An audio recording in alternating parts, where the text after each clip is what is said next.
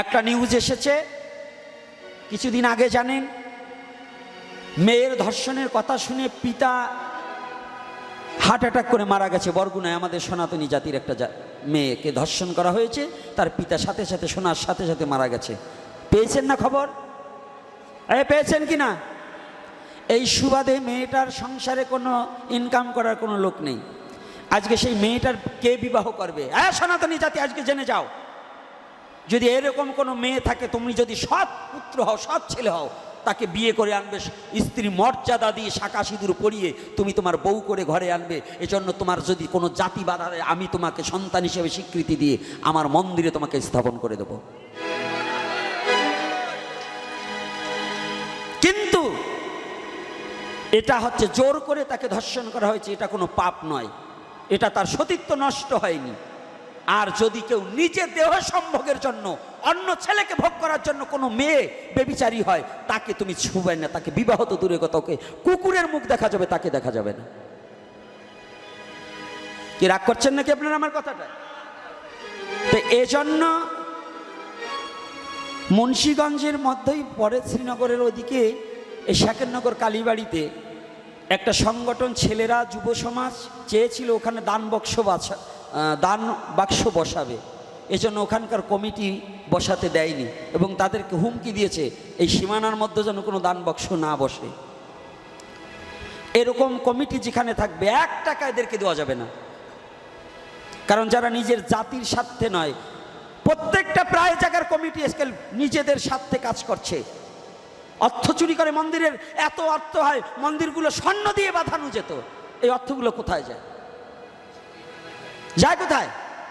তাহলে এরা জাতির স্বার্থে যদি কোনো বৈষ্ণব, যদি কোনো ব্রাহ্মণ, যদি কোনো কমিটি, যদি কোনো মন্দির কমিটি, যদি কোনো এই যে মেলার কমিটি যদি জাতির স্বার্থে এগোতে না আসে, ওই সমস্ত জায়গার যাওয়ার চেয়ে আমি মনে করি পায়খানায় বসে 2 ঘন্টা পায়খানা করাটাও শ্রেয়, ওই সমস্ত জায়গায় পবিত্র নয়।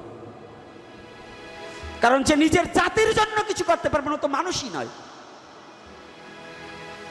জাতীয় চেতনা যাদের মধ্যে কাজ করে না, সে কি কখনো মানুষ হতে পারে? তুই মূর্তি করে পূজা করতেছিস আর জ্যান্ত মূর্তিকে কষ্ট দিচ্ছিস। তুই ল্যাংটা কালী পুজো করতেছিস ওখানে বসে মূর্তি করে, ঠিক আছে, এটা ধর্মীয়, হ্যাঁ ঠিক আছে। মা প্রত্যেক দিন ল্যাংটা হয় নাই, একবার হয়েছে, সে যে কোনো কারণে হোক। আবার যদি বলি জগৎ জননী এত প্রসব হয়, একটা বাচ্চা প্রসব করতে সময় তাই তার কাপড় থাকে না শরীরে, আর সে অহর্নিশি জগৎ জননী সন্তান প্রসব করে, সে না পড়লেও কোনো কিছু আসে যায় না। তবু একটা কথা বলছি যুক্তিতে, কি বলছি তাই শুনুন, যে আমরা মূর্তি করে পূজা করছি,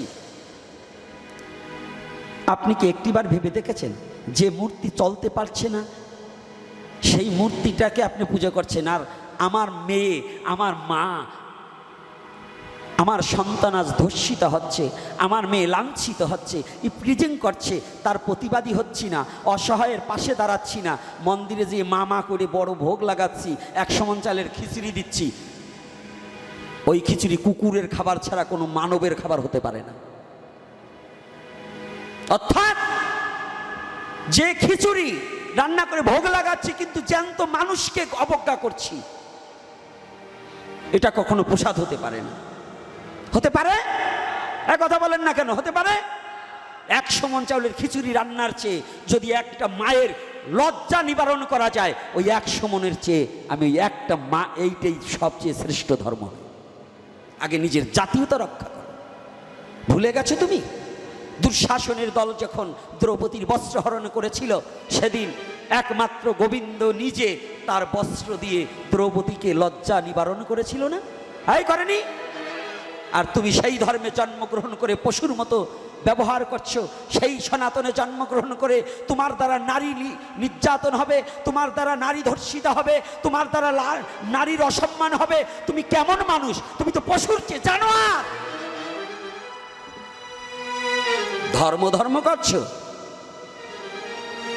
ধর্ম করছো, চুলদাড়ি মালা তিলক পড়লেই ধর্ম হয়ে গেল না? এগুলোই ধর্ম? যদি তোমার জাতির জন্য কিছু না করতে পারো। আর্য মহর্ষিরা নিজের স্বজাতির জন্য জীবন বলিদান করেছে, তুমি ভুলে গেছো আর্য মহর্ষিদের কথা, আমাদের পিতৃপুরুষের কথা ভুলে গেছো? হ্যাঁ সনাতনী জাতি, এগুলিকে পরিত্যাগ করে আসুন। যাদের পা চেটেছেন তারা আপনার পাশে দাঁড়াবার কেউ নয়। আজকে দেখুন বাংলাদেশের প্রধানমন্ত্রী, সে তার বংশাবলী নিয়ে সরেছে, এই বাংলাদেশে তার বংশাবলী নিয়ে সে চলে গেছে। আপনারা যতই লাফাইয়েছেন, আপনাদের একজনকে নিয়েছে? হ্যাঁ, জনগণের খোঁজ নেওয়ার কোনো নেতা আছে এখন? কত জনগণ লাঞ্ছিত বঞ্চিত হচ্ছে, কত জনগণ রাস্তায় পড়ে মার খাচ্ছে। আজকে নেতারা কোথায় গেছে? নেতারা ঠিকই তাকে এক বাড়ি ভাঙছে, ওরকম 10টা তারা গড়ার মতো অর্থ আছে। আপনার কি আছে? তাহলে আমরা কোনো নেতার চামচামি করব না, আমরা সনাতনকে যে ভালোবাসবে আমরা তাদের হয়ে কাজ করব, না হলে না। আমার জাতিকে যে বাঁচার অনুপ্রেরণা দেবে, আমার জাতির লজ্জা যে নিবারণ করবে, আমার অন্নের অভাব যার আছে তার মুখে যে অন্ন তুলে দেবে, আমি তাকে শ্রদ্ধা করি, তাকে ভালোবাসি, আমি সেই দলের অনুসারী। না হলে আমি কোনো দলকে সাপোর্ট করি না। রাগ হচ্ছে নাকি? হ্যাঁ, রাগ হচ্ছে নাকি? মনে থাকবে না তো? আবার আইসে একখান সিঁদুরে কৌটা দিলেই যেন আবার ভুলে যান না। আজকাল হিন্দু পাড়া যাইয়া হিন্দু পিটি করছে, কি কায়দা করে ভোট কিনা দেশে চোরার বেটা চোরারা। একখানা সিঁদুর নিয়ে যাইয়ে কয়, বৌদি এই সিঁদুর দিছি, এইটাই তো তোমাদের কাছে তোমাদের ধর্মের দাবি। উনি একেবারে খাইছে, সিঁদুর দেশে। হ্যাঁ, 10 টাকা হইলে একটা সিঁদুরে কৌটা পাওয়া যায়।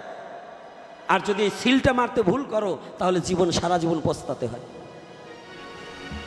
কি আমি পর পুরুষের হাতের দেওয়া সিঁদুর নেবো কেন? আমার স্বামী সীতায় সিঁদুর দেশে, সেইটা মুছি ফেলে টিপ পড়তে পারো, আর ওই আর পর পুরুষ এসে সিঁদুর দেবে সেইটা গ্রহণ করে। ওরে সতী রে, এই সতীগুলো পিটাইয়ে বাড়িতে নামাতে হয়। রাগ করছেন নাকি? ও মা, আপনাকেও বলছি না, ওই রকম যারা করে ওই কটারে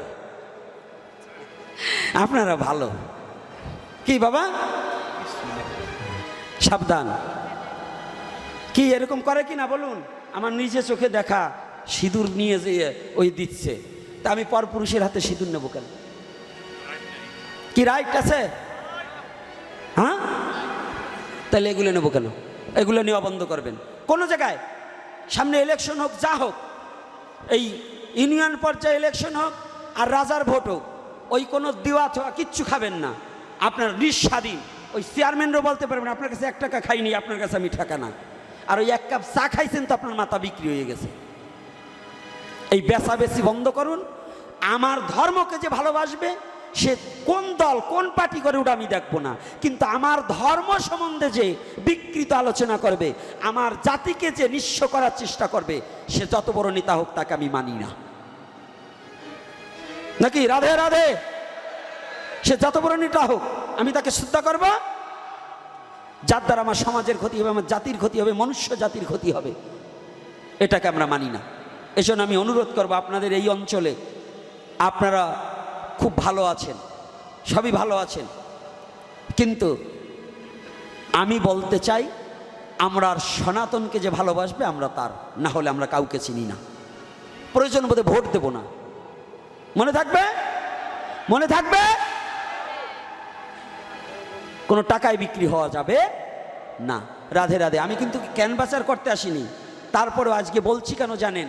কারণ এখন দেওয়ালে পিঠ থেকে গেছে। বাংলাদেশের এই শিগাল কুকুরের জ্বালায় এখন আর চলাফেরা করতে খুব কষ্ট হয়। তাই আশা রাখি। আর একটা কথা বলে যাচ্ছি, আপনারা এই বেঈমানগুলোকে চিনে রাখবেন। বেঈমানগুলো চিনা কি? জ্যৈষ্ঠ মাসে ধান উঠবে, যে সমস্ত গুরু গোসাইরা এই বস্তা ধরিয়ে ধান কালেকশন করাবার আসবে, এরা কয়দিন জাতির জন্য পথে নেমে